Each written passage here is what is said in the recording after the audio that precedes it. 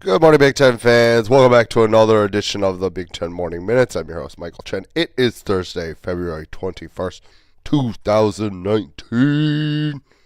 Give me a follow on Twitter at MFC2123. A couple of good things happening for some Big Ten teams. I apologize if my voice sounds a little weird today. I'm still getting over a little cold, so bear with me. I'm still a little stuffy, a little coffee, but trying to push through here. Like I said, a couple of big things happened for some Big Ten teams yesterday.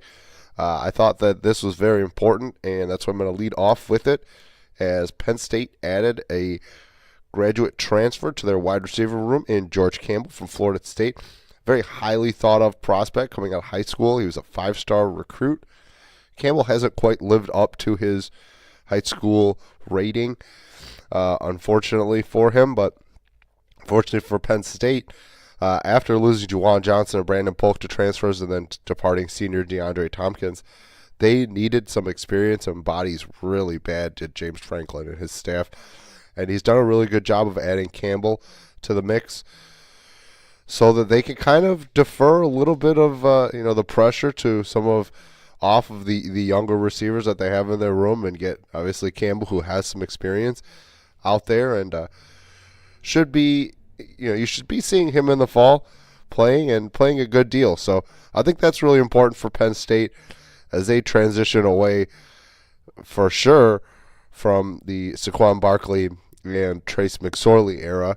Obviously, Barkley left a year earlier than McSorley did, but that mix of players and how they would do things, it kind of stuck around for the extra year that McSorley was there finishing out his senior season with James Franklin. So I think that's really important for them, especially, there's a competition at quarterback, but again, it all depends on your wide receivers, getting them the ball, and they have to do everything afterwards. So good pickup for James Franklin, getting George Campbell to Happy Valley. Lovie Smith finalized his coaching staff yesterday, officially announcing Mike Bellamy's return to a running backs coach, along with the promotion of Bob McLean to offensive line coach. Lovie also brought back another guy. Like Bellamy, obviously, was on Ron Zook's staff prior to Lovie taking over, and Lovie let him go. So was Lou Hernandez, the strength coach, and Hernandez obviously wasn't retained, but Lovie brought him back when an opening opened up a few weeks ago when his former strength trait coach decided to test the NFL waters, and Hernandez will be back, and Hernandez gets some very, very high marks from some of his former players. So I think this is very important for Lovie. Strength coaches, in all honesty, are very, very important to the college game, and the reason being is because during the off season, the strength coach pretty much is the head coach, and they take them through all their off season workouts. They make sure that they're eating right, that they're doing the right things, because the NCAA limits how much a head coach or the other assistant coaches are able to talk to the players outside of the season. And even during the season, there are limits as to how much practice time, etc., that they're allowed to have. So having a good strength coach, having a good second voice there, it's pretty much just having a second head coach on your team, but one that hypes you up and gets you ready for games. So the return of Hernandez, I think, is very important for Lovie Smith, and very interesting to see what happens this coming season. I think the Illini will be much improved, and part of that reason will be because Lou Hernandez is coming back. Jerry Kill had some very interesting words for current head coach PJ Fleck.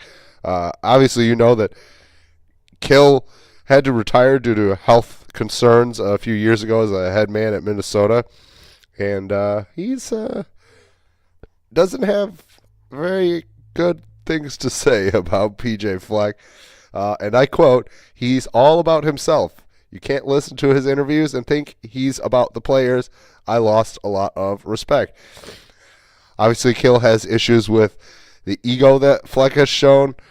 Wasn't very happy about comments that said that they needed to change the culture when he arrived, etc. So, Jerry Kill was pretty harsh about this, and obviously not the biggest fan of PJ Fleck. So we'll see, if Jerry Kill continues to trash Fleck. But again, Kill had to obviously step down due to health concerns, and Fleck took the position. He was a very, very highly thought of coach coming out of Western Michigan. So, my question was how long Fleck would actually stay at Minnesota. He's been there for a few years now, and he hasn't been necessarily fantastic. Now, they probably had the youngest team in all of college football last year.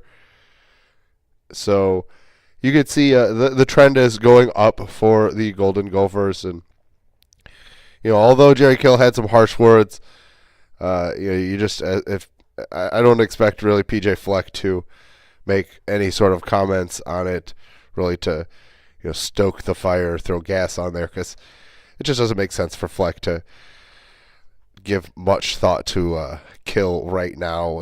Maybe if he moves on from Minnesota, maybe he could, bring it back up. But really, at the end of the day, it's kind of a, it's nothing, and Fleck should just kind of move on from it. And then one more note now, as Rutgers announced yesterday that they will be selling alcohol at their games beginning this coming fall. They joined 4 other Big Ten teams who already started it last year in Maryland, Minnesota, Ohio State, and Purdue, plus 48 other schools nationally serving adult beverages.